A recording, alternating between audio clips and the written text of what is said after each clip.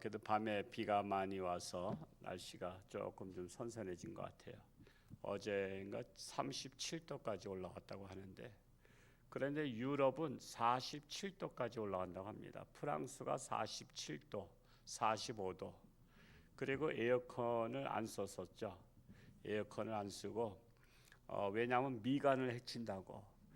프랑스에 한번 갈 기회가 있어서 가봤습니다만 구조가 그래요.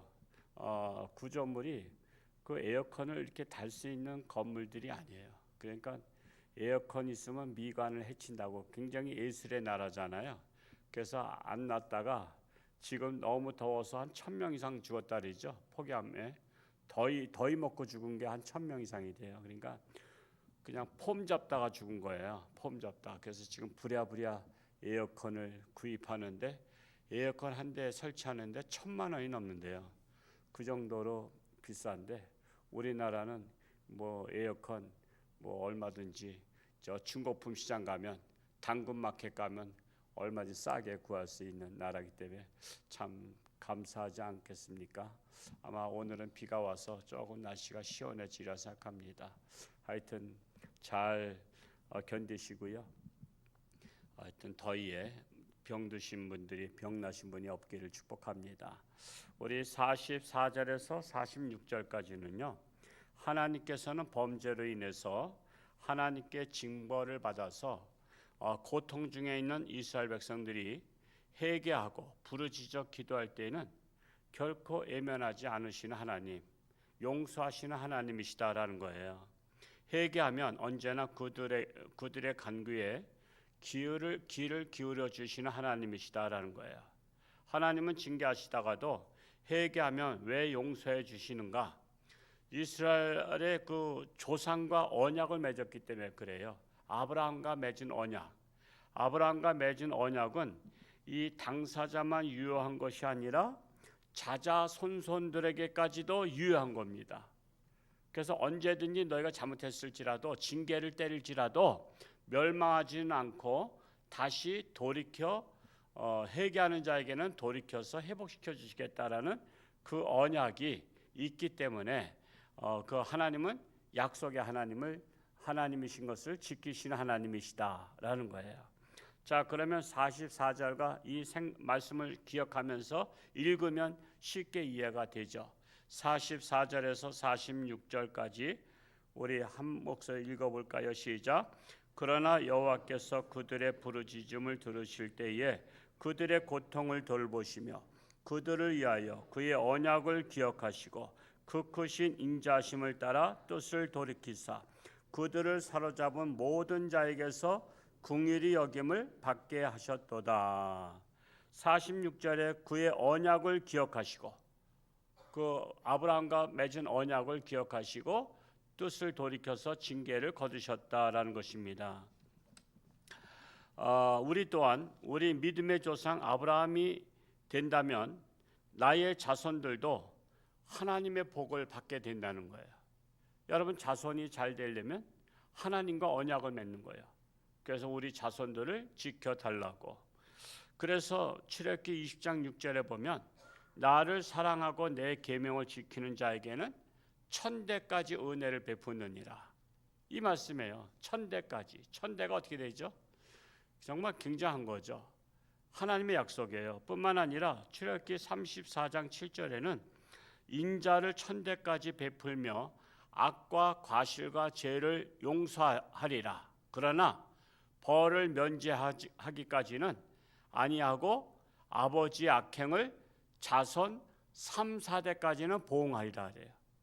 그러니까 하나님의 징계는 3, 4대까지 간다는 거예요. 3, 4대까지. 만약에 1000대까지 가면 그 집안이 없어져 버리죠. 근데 하나님의 복은 1000대까지 간다는 거예요. 이것을 하나님께서 아브라함에게 약속하신 것을 지키시는 거예요. 몇천 년이 지나도 하나님은 지키시는 하나님이셔요. 47절 말씀을 읽어볼까요? 47절 시작. 여호와 우리 하나님이여 우리를 구원하사 여러 나라로부터 모으시고 우리가 주의 거룩하신 이름을 감사하며 주의 영예를 찬양하게 하소서. 하나님은 징계를 통해서 아수르, 바벨론 통해서 포로 생활을 70년까지 했었잖아요. 70년. 우리나라가 일제 36년, 뭐 만으로 따지면 35년, 뭐 햇술은 36년이라고 하지만 우리 36년 동안 식민지 통치를 받으면서 우리 수탈해 갔잖아요. 우리 뭐 그냥 산에 있는 나무들 다 잘라가지고 다, 그래서 민둥산이 해방될 때 다 민둥산이라 그랬죠. 나무 다 잘라서 이 강을 따라서 바다로 가서 일본으로 다 끌고 갔던 거예요. 뗏목을 만들어 가지고. 그리고 또 쌀 좋은 것은 또 다 실어갔어요. 제 고향이 이천인데 이천의 여주까지 수원에서 인천에서 철도가 있어요. 수인수려선이라 그러죠. 수원과 인천, 수려, 수원과 여주까지. 근데 그걸 왜냐면 이천 여주 쌀이 어떻다래요? 좋다래잖아요, 옛날부터. 그러니까 좋은 쌀을 가져가기 위해서 철도까지 놓은 거예요. 그래서 우리나라의 것을 다 캐간 거예요. 광산도 캐가고 뭐 다 캐간 거예요. 이런 수탈을 당하는데 우리나라가 독립운동을 많이 했죠. 독립군들이 참 열심히 했지만 독립운동을 일본 앞에서 해야 돼요? 아니면 저 반대편 만주벌판서 해야 돼? 우리 만주벌판서 했잖아. 일본에 가서는 차마 못해. 금방 잡히니까. 그러니까는 저쪽 뒤에 가서, 그러니까 저쪽에서 적이 쳐들어오는데 이 뒤에서 싸운 것 같은 거야. 그러니까 참 기가 막힌 거예요. 왜냐하면 역과부족이니까. 그런데 어떻게 됐어요? 일본이 잠자는 호랑이 콧대를 뽑아버렸어. 그 뭐죠?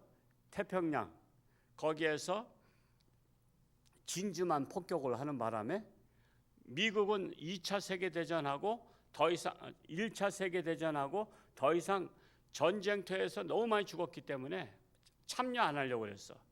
참여 안 하려고 했다가 일본이 잠자는 사자를 건드리니까 어떻게 해? 이거 뭐 함대가 다 그냥 몇 분 만에 다 그냥 다 수장돼 버렸잖아요. 그런 바람에 안 되겠다. 그래서 핵을 터뜨린 거 아니에요. 핵을 1차 히로시마에 항복해라. 한 번에 14만 명이 죽었어요. 그냥 하나 떨어지면서. 그리고 나가사키가 두 번째 떨어졌어요. 거기는 이제 좀 작은 도시인데 참 그게 제가 그것을 들으면서 운명이 참 희한해. 원래는 나가사키에 떨어뜨리려고 하지 않은 거야. 다른 도시야. 근데 그날따라 구름이 껴가지고 그 다른 도시에는 구름이 껴가지고 밑에가 안 보였어. 그때는 비행기로 다 이렇게 날라다가 떨어뜨린 거거든. 근데 밑에 땅이 안 보이니까 그 도시에다 떨어뜨릴 수가 없었어. 그러니까 무전한 거야. 이건 구름이 너무 껴가지고 도시가 안 보입니다. 그랬더니 그러면 그 옆에 도시 히로시마에다 떨어뜨리라. 그래서 히로시마 간 거야. 참 구름 때문에 한 도시는 살고 한 도시는 다 초토화가 된 거야. 그래서 나가사키가 초토화가 된 거야. 그리고 이제 항복해라. 세 번째는 동경에다 떨어뜨린다 그랬어. 동경에다 떨어뜨린다니까는 이거 동경이 수도잖아. 쑥대밭이 되잖아. 그래서 신이라고 하는 히로히토 일본 천황이 항복합니다. 항복 그랬어. 그러니까 국민들이 그냥 멘탈에 빠진 거야. 아니 우리나라 천황은 신인데 어떻게 신이 인간한테 항복을 해? 이건 말도 안 돼. 말도 안 되는 거야. 그래가지고서는 할복 자살을 그래서 많이 한 거야 그때.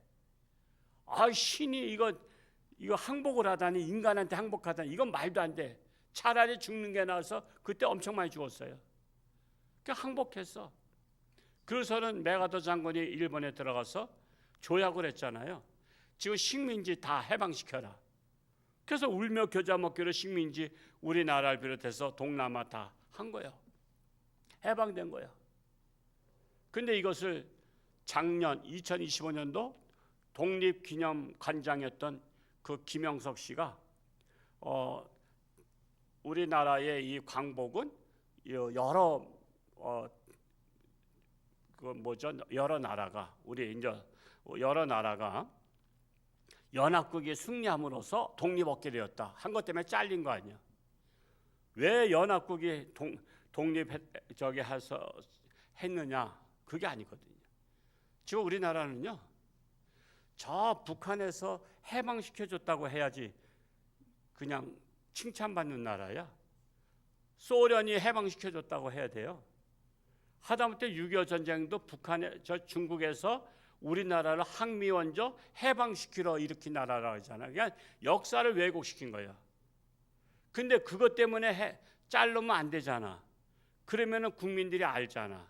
그러니까는 막 조사해서 뭘 조사했냐면 독립기념관에 오는 분들한테 그 천안에 있잖아요. 독립기념관이 아산에 천안에 있죠. 그러니까 호두 과자를 선물로 줬어. 선물로 호두 과자를 기부받아 가지고 오시는 분들한테 선물로 줬더니 그게 뇌물죄로다 만들어서 잘라버린 거야. 뇌물죄로. 원래 그런 거예요. 연합국이 해계해서 잘랐다 그러면 나라가 발칵 뒤집히니까 국민들이 아니까 호두 과자 뇌물로 줬다고 해서 그 잘라버린 거야. 그러니까 이런 것들을 잘 모르잖아요. 그래서 우리가 역사를 잘 알아야 되는 거예요. 우리는 소련이 해방시킨 게 아닙니다. 자꾸만 소련이 해방자로 왔다 그랬는데 소련은 침략하러 왔던 거예요. 그리고 중국도 우리나라를 6.25 때 해방시키려고 전쟁한 게 아니에요. 참으로 이런 역사를 제대로 알아야 되는 거예요. 하나님께서 우리나라를 이렇게 연합국을 통해서 해방시켜 주신 거예요. 이런 역사를 우리가 바로 알아야 돼요. 진실한 역사를 배울 줄 알아야 된다는 사실입니다. 그래서 악의 무리들로부터 우리가 나라를 지켜달라고 기도해야 된다는 사실이에요. 48절 말씀 읽고 마치겠습니다. 시작. 여호와 이스라엘의 하나님을 영원부터 영원까지 찬양할지어다. 모든 백성들아 아멘할지어다. 할렐루야. 이스라엘의 하나님을 영원부터 영원까지 찬양할지어다. 우리가 오직 찬양할 분은 하나님밖에 없어요. 북한엔 누굴 찬양해?